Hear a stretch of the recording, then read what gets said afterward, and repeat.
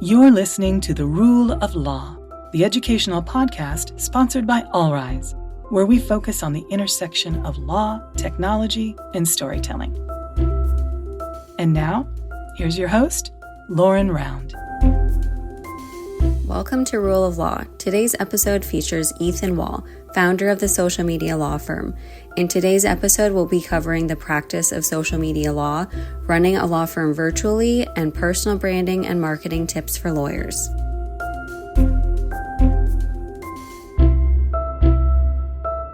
Ethan, welcome to the podcast. Where are you calling in from? Thanks, Lauren. Today I'm calling in from Miami, Florida. Awesome. And you're actually based mostly in Miami, right? But traveling around a lot? Yeah, so I founded the social media law firm out of Miami about 10 years ago. But for the last 5 years, I've been traveling the world full time. In 10 days, I will be relocating to Nosara, Costa Rica, where I'll be running the firm for the next month. Amazing. Can't wait to hear about that. Okay, so before we dive into all that, we always start the episode with an icebreaker. And since you work in the social media space, wanted to ask, what is your favorite Instagram account to follow? Oh my goodness. I know, putting you on the spot. Yeah, for sure. I'll say the Wandering DM, and it's only because it's shameless self-promotion. I published my first fantasy adventure novel, a Dungeons and Dragons adventure under the brand The Wandering DM, which means Dungeon Master for all of our D&D nerds who are listening with us. So I'd say that's my favorite one to follow because it's a labor of love. And while I've wrote 9 books on social media legal issues, this is my first on fiction, and that's been a lot of fun to see that story and the characters there come to life. Awesome. You're a marketing social media expert, so I should have seen the self-promotion coming, but I'm gonna follow that account as soon as we hang up. All right, so let's dive into it. We have a lot to get to. Before we get to kind of some substance, if you don't mind just starting by telling us a little bit about your background and what led you to start the social media law firm. Sure. So, yes, I am a social media lawyer, and that is a real thing. Everyone's heard of criminal lawyers, family lawyers, personal injury lawyers. Social media lawyer? Is that real? Heck yeah. So, I've been practicing law now since dinosaurs roamed the earth, about 17 years ago, which is just crazy to say. But back in 2010-ish, 2008, 2010, I was a baby lawyer, and I started speaking about the effect of social media on the law, and particularly about how lawyers could use social media at the time during that economic downturn, because we didn't have as much resources for marketing or advertising. How can we market ourselves for free? We can create a Facebook account. We can create a LinkedIn account. This was before there was paid advertising on those platforms. And so starting to speak about social media for lawyers and how to collect social media evidence while I was practicing internet and intellectual property law at another law firm started to really pique my interest in how does social media impact lawyers, and how does technology and social media impact the law? And all these really interesting questions came up. Like, if somebody posts something on Facebook, can you fire them for that? And I had no idea. So I started researching and wrote a book called Should You Fire Over Facebook? And this led to a whole bunch of new speaking engagements and opportunities to write articles. And I was like, this is just fun and interesting. And it got to the point where I realized there was no attorney out there that was focusing their entire practice on the effect of social media. And even my old law firm, and these folks are absolutely amazing, and they taught me to practice law the right way. But they sat me down one day and they're like, Ethan, shouldn't you focus on something like contract law or trademark law, something that we can help our clients with now, because companies aren't using social media and it might just be the next fad. But something inside me thought maybe it's not, and that this was more fun than researching estates and trusts. And no offense to my friends that do estates and trusts out there, but I just found this subject more interesting and new. And so I ended up leaving my old firm with absolutely no freaking idea what I was going to do, with just this idea that teaching and speaking on social media sounded interesting. Fast forward 7 years or 10 years, geez, from that period of time, since 2014, I've now wrote 8 books on the effect of social media on the law, taught social media and the law as a professor at Nova Southeastern University, and decided to create the world's first social media law firm that helped protect and grow businesses on social media, and then run my firm using entirely technology. So it wasn't like I had some brilliant idea and a magic 8 ball that knew that this was going to be a big thing. It was just something that was fun and interesting that I enjoyed speaking about, and I had something to offer that was new to the world, and kind of just took the ball and ran with it. You do a great job making this area of law sound fun, which is really hard to do because the law is usually boring to the layperson. So, very impressive. So, on that note, like you said, you've been at this for really a decade, more than a decade. What was social media law, to the extent it really even existed, like when you first started versus the issues that you're seeing at your firm now? Yeah, it's so different. This area of law just keeps evolving into something new, usually once every 2 to 3 years. And so, in the very beginning, it was kind of intellectual property law. Different brands were starting to use social media. They didn't know how do they protect their brands, like a trademark situation, for example, where previously in the very beginning, if someone was going to infringe upon someone's trademark, they had to like open up a competing business and create a bunch of branding and use their logo. And now someone can have an email address in 5 minutes of their time and create a fake account and start scamming people for information or creating confusion in the marketplace. It was like this big game of whack-a-mole of how do we protect our brands in a space where people can infringe on the drop of a hat. So really a lot of it started with intellectual property law. Then it began shifting into, hey, I have a business online. I need terms and conditions for my website or for my app. Is how do I legally protect myself in this online business? And so everyone that ran a business started being online, and you had to have that baseline legal protection. Fast forward a few years, banks and big companies started coming online, and they needed to know how can they promote loans and credit cards in a tweet that had 140 characters of text, but you need to include legal disclosures about your APR and rates. So it was then helping financial institutions and hospitals and medical companies figure out how to be compliant online. Then became the rise of the influencers and creators. And for a couple of years, my practice was focused on helping influencers write good contracts for brands or helping brands hire the influencers themselves. Now, in today's day and age, the big practice area for us is online sweepstakes, contests, and giveaways. Whether you're giving away 2 tickets to the Super Bowl or you're giving away a $100 gift card to your small business, people are doing these things online all the time. But there are lotteries, contests, sweepstakes, raffles, and gaming laws that people need to navigate. And we're helping people with that. And so it really has shifted and continues to shift. And I could probably tell you the next big thing is going to be how artificial intelligence and AI is going to be affecting people as well. And so we're already starting to build out guidelines and legal help for that too. So it's come a long way over the last 10 years. And I'm sure if we speak 10 years from now, it's going to be something completely different that we haven't even thought of yet. Yeah, absolutely. We could have a whole episode on a lot of those topics, particularly AI. So you mentioned kind of the flavor of your clients, influencers, businesses, brands, advertisers.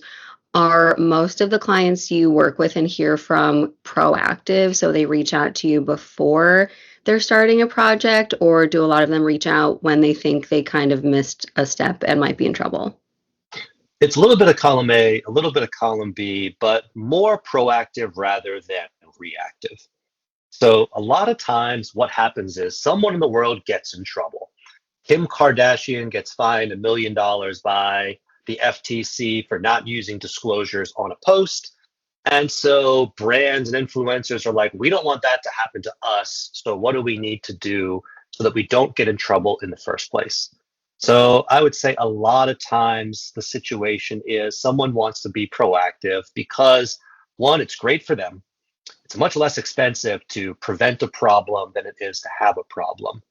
And if you've already made a mistake and you're behind the 8 ball, sometimes there's not a lot that a lawyer can do to fix it. And so most of my clients come to me for proactive solutions to protecting their business, whether it's getting a trademark before someone else is already using their same name, or writing a contract before a deal goes bad and they figure out what they have to do about it. Because if they come to me and it's already too late, there may not be a lot that we can do. This doesn't mean that clients don't come to me because they've already experienced a problem and they're figuring out how to fix it. But as a world traveling social media lawyer, I decided I don't want to go to court anymore. And I don't want to charge people billable hours to go to court. And instead, I want to help people on a fixed fee basis or an ongoing retainer basis. That's a lot less stressful for me as a former litigator of 8 years. And also, I found that clients like this too. They want to know, how much does it cost? How long is it going to take? I collect my fees in advance. They're never charge anything more than what they're quoted. And it's this real nice win-win situation. And so while we do get a little bit of mix, I think I enjoy and take most of my clients in the proactive situation rather than the reactive situation. Okay, good. That's good to hear, because I do hear from quite a few lawyers who a client comes to them after generating a contract on LegalZoom and then it fell apart or something. So always try to encourage the proactive route. So you touch on this a little bit. A lot of the concepts under the social media law umbrella are not necessarily new: copyright, business formation, but some of them are new. Like you mentioned, the Kim Kardashian, crypto scandal, or like some of the sweepstakes giveaways on social media. The laws never seem to be able to keep up with the development of social media or technology in general. Do you think the laws do need to be updated to create some clarity in the space, or do you think we can kind of navigate within the parameters that we already have? Well, yeah, there's got to be updates, but we also have to embrace reality and deal with it. And the reality is technology advances so much faster than the law can adapt. So what the hell do we do about the situation, right? Okay, so what do I mean by that? When our founding fathers sat around the Declaration of Independence, they weren't live tweeting this thing or posting it on their Instagram account, meaning the internet wasn't even a glimmer in the eye when our country was founded.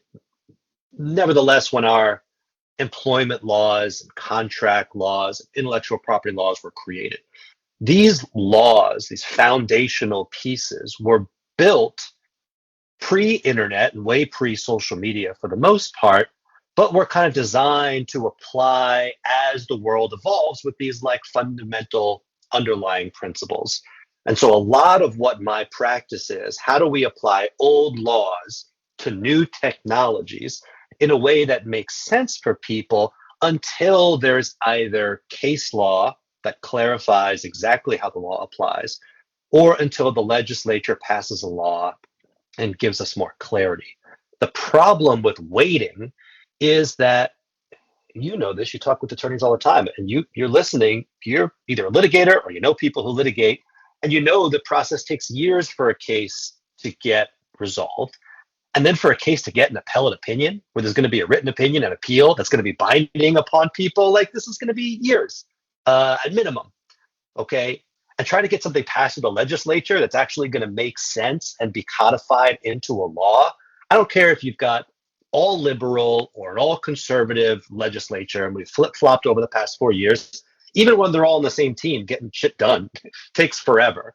And so the reality is, yeah, there should be laws that are in place that address some of the more specific things that we have here. But to be honest with you, by the time a law is passed, it's already obsolete, because there's so many new versions or new technologies or no social media that's out there that we constantly have to adapt these old laws to new technologies. And I think by the time you put a new law in place, there's 10 new things that's there, and then you're trying to apply this newer law to these technologies. So it's a pickle.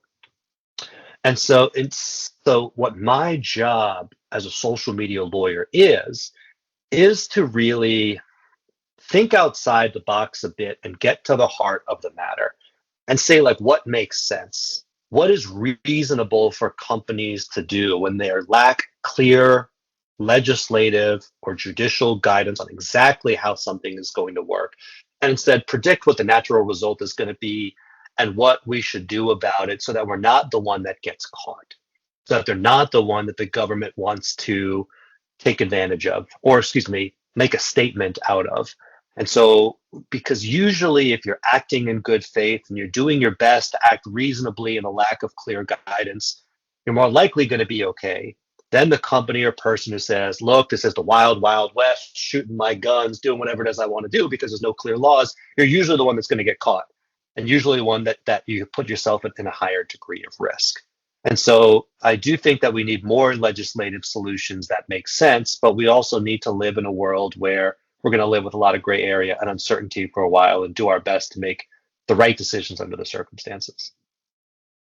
Yeah, certainly a tough problem to solve. And I mean, the federal agencies too, like the FTC, that are the enforcers, they're also trying to operate in this gray area. And I know there's lots of differences in opinion and how the FTC is kind of enforcing some of these things, but no one wants to find themselves on the end of an enforcement action. So difficult problem for sure.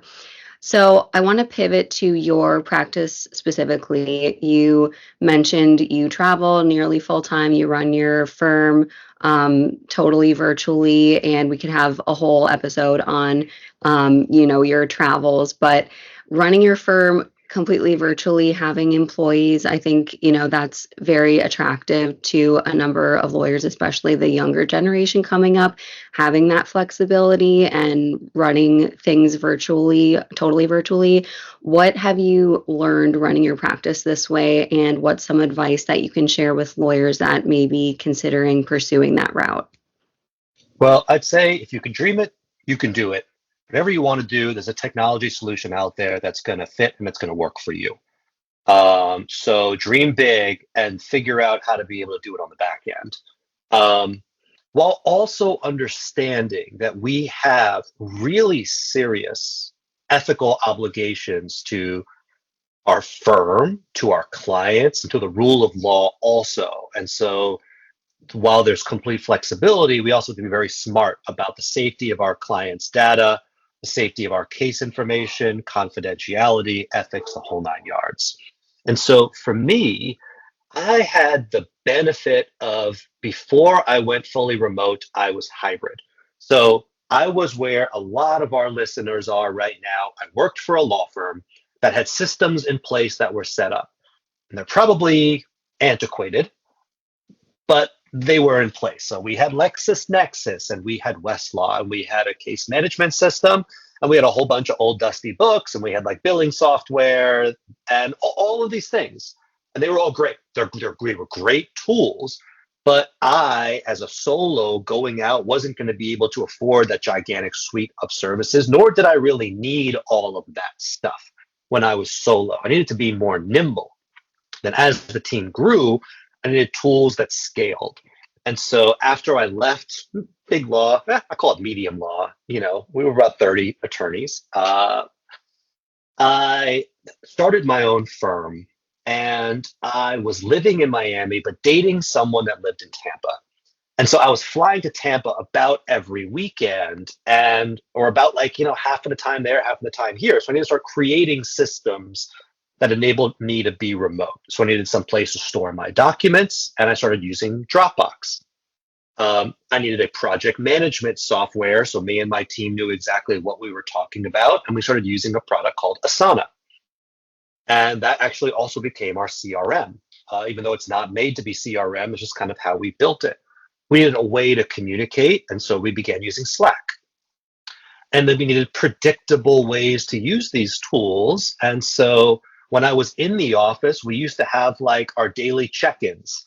And it was like the beginning of the day. Hey, 5 minutes. Here's the projects that I'm working on today. Ethan, do you have any feedback or direction? And I'm like, all right, think about this, or maybe reprioritize that stuff. And then when we went online, we now have a check-in channel. So when people arrive at the office at 10 a.m., because we ain't working early, I'm not, we're starting at 10 a.m., they check in. It's like, hey, here are my priorities for the day. I will like it. I'll heart it. They'll know that I see it, and they move on with their day. They check out and say, here's the status, completed, pending. This is kind of what I'm holding up on. Couldn't get to this because of X, and I'll heart it as well. And in that way, my team has the complete autonomy to be adults, to manage their day as they see fit. They don't tell me when they have a doctor's appointment. They don't tell me when the dentist appointment. They don't tell me when they're going to the bathroom. They don't tell me when they're going to lunch. They do their stuff.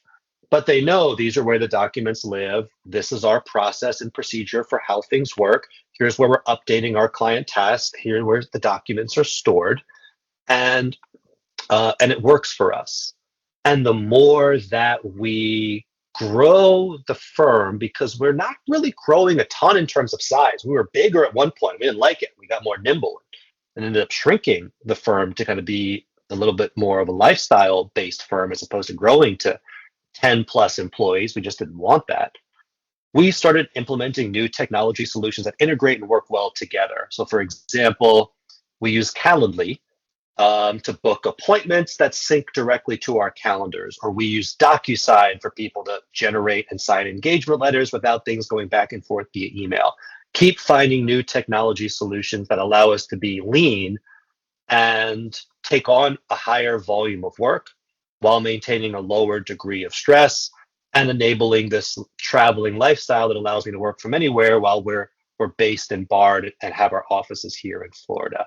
That's kind of a super high level overview of how we did it.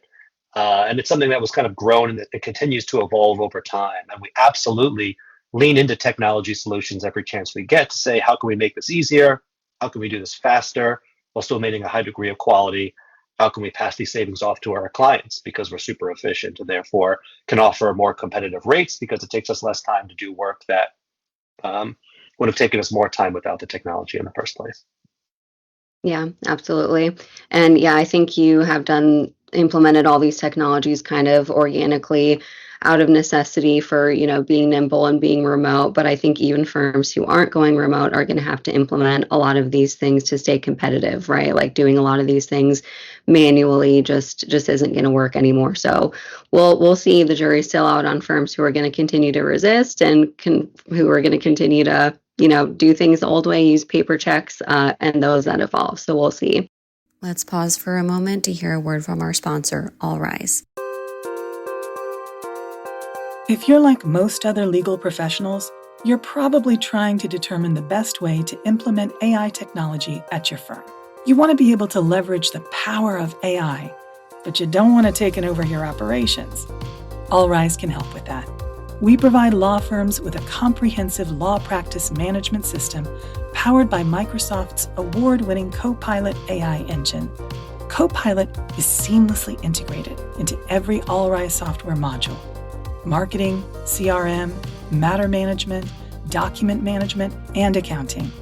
But we designed All Rise to be a flexible platform that allows you to decide when, where, and how AI is leveraged at your firm. Start by automating simple, time-consuming tasks, then scale when you're ready. The choice is always yours. If you want to streamline internal operations, boost staff productivity, and deliver superior client service, then take a close look at the AI-powered All Rise platform. It's time to experience software innovation that enables practice excellence. Learn more at allrise.ai. So I want to move on to a different topic, personal branding. So anyone listening right now, go to Ethan's website and social media, or after this episode. It is incredibly well done. And I think most lawyers understand the idea and the importance of personal branding, but executing it is totally different. And so you see lawyers who execute incredibly well, like yourself, and then there are lawyers who do not invest in personal branding at all. And then, of course, a lot of folks in the middle where they're kind of just doing the best they can when they can. So can you talk to the audience a little bit about how you think about your personal brand and some of the steps you took to sort of establish yourself in the industry? Sure. I think a personal brand is important. I also think that we need to be authentic to ourselves and who we are and not create a brand just because other people are doing it, or have TikTok channels just because other people are doing it. If it doesn't feel right, don't do it. Okay, so I want to start there. And I also want to start by saying thank you. It's very kind that you think it's a good online brand, but also I suck at a lot of things too.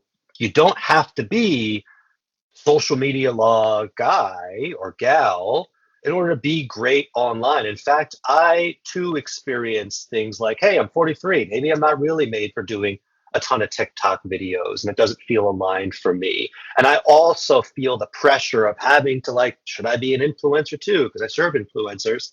And sometimes I try to, and sometimes I'm like, you know what, this didn't feel right. So if you're kind of sitting here being like, oh, geez, this doesn't feel great. Do I have to do it? The answer is no. You don't got to do anything. But I think it helps. I got a call last week from my old CrossFit coach when I was living for a month in Jackson, Wyoming, which is just one of the coolest places in the country. And she's like, hey, I'm finishing law school now. I'm looking to kind of do my career. I kind of want to do stuff in the social media world. One's that cool? Two, what do I do? And I was like, look, first of all, welcome aboard. How can I help? The more the merrier. And really kind of what I said to her was, there's so many attorneys out there that focus on so many different things. Okay. And I think it's really important to kind of figure out for yourself, what do you like? Like, who are you? What do you enjoy? What do you like doing? Like, who do you like helping? And being able to think about what it is that you want out of life and what it is that makes you unique and special and how you can help people.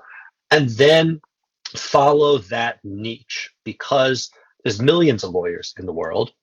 There's probably hundreds of social media lawyers at this point, and that's great. But everyone's kind of got their own little niche if they are standing out and they're successful. Some people serve creators. Some people represent brands. Some people focus on the influencer side. Some people focus on the trademark side. Some people focus on the employment law side. Some people focus on the family law issues. And so at the end of the day, I think kind of like what you said, Lauren, where if you're not going to use these tools and you just kind of want to go the old school route, cool. But times are changing and people are using Google and social media and online tools to be able to find their attorneys, even for big brand deals and even for big high level cases. And so having kind of an online footprint that kind of establishes who you are and how you help people is really important. Because just think about the last doctor that you were evaluating.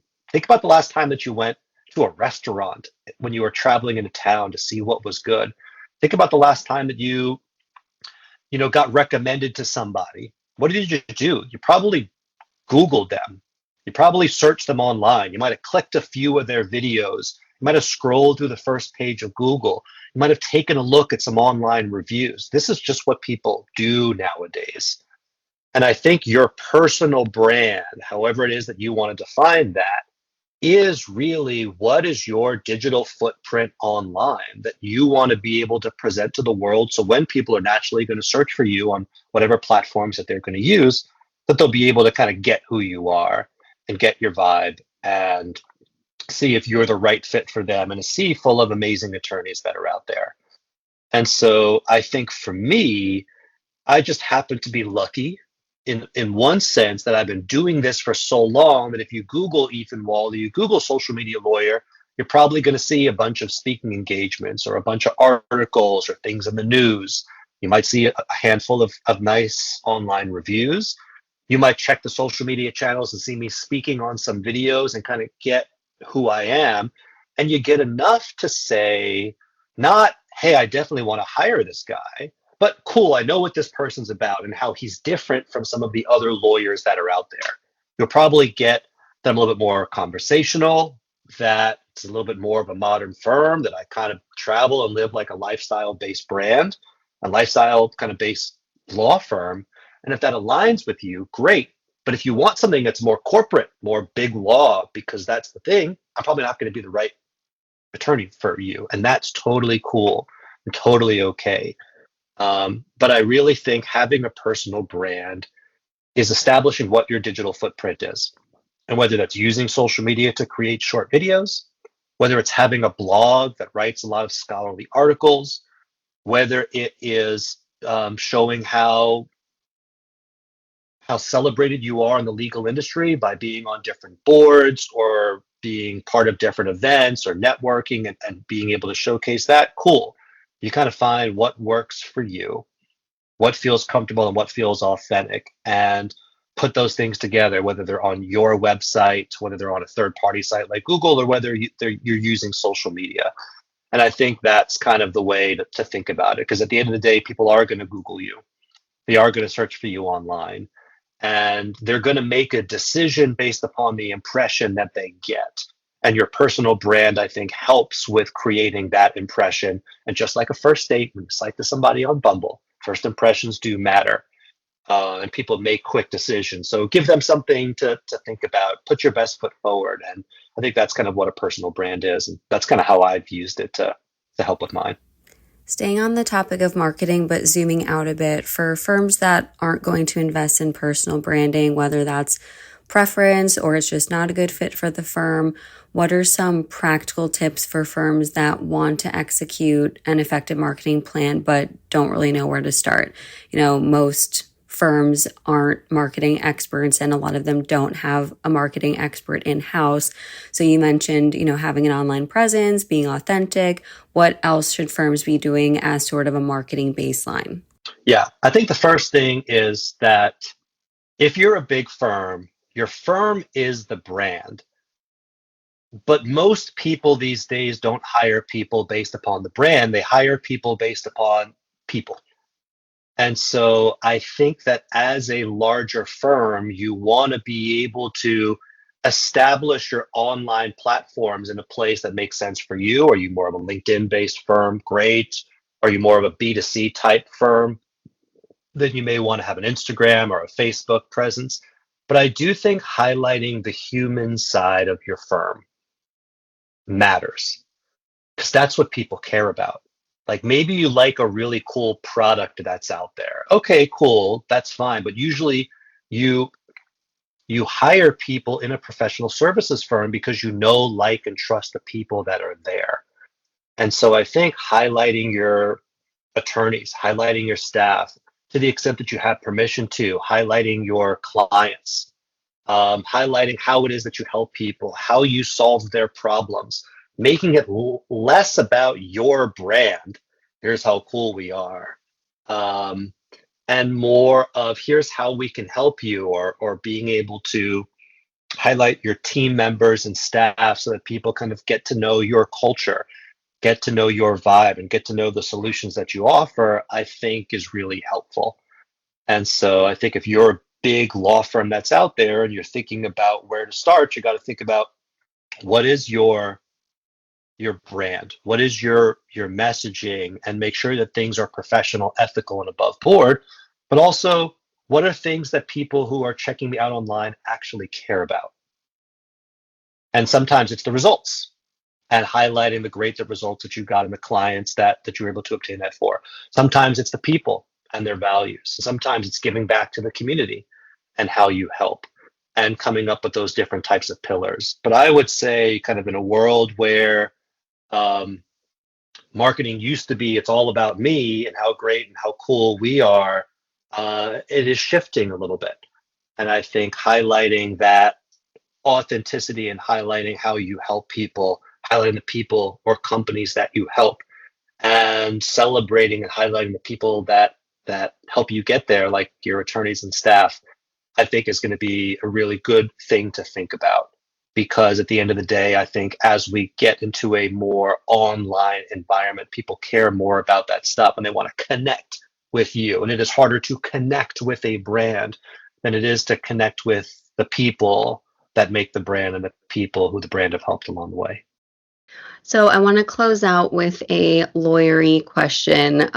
Just like other businesses, lawyers need to be mindful of how they are marketing and how they're using social media, what they're putting out there. So from the legal side of things, what are some watch outs, red flags, things that law firms should be aware of as they're executing a social media strategy? Yeah, first, the ethics rules 100% absolutely unequivocally apply to what you're doing on social media. And so whether you're saying, like, we're the best firm in the world, and like, whether if you're outsourcing your marketing, cool, but you got to make sure that what is outsourced is complying with the rules, because what your brand, what your firm says and does on social media is governed by the ethics rules. The same thing about your attorneys and your staff. We want our attorneys to get out there and market themselves as well, but they're governed by the ethics rules too, and you're responsible for what your attorneys and staff say and do as an agent of your firm. And so I think that really one of the most important thing is out there is having clear guidelines in place about what the brand should or should not be doing from a legal ethics and professionalism standpoint, and the same that goes for your attorneys and your staff. Because having the right rules of the road and educating your team is going to help to avoid and be, as we talked about in the very beginning, more proactive rather than reactive when you want to trust your responsible adults in the room and your either third-party marketing company or your employees from doing things correctly online.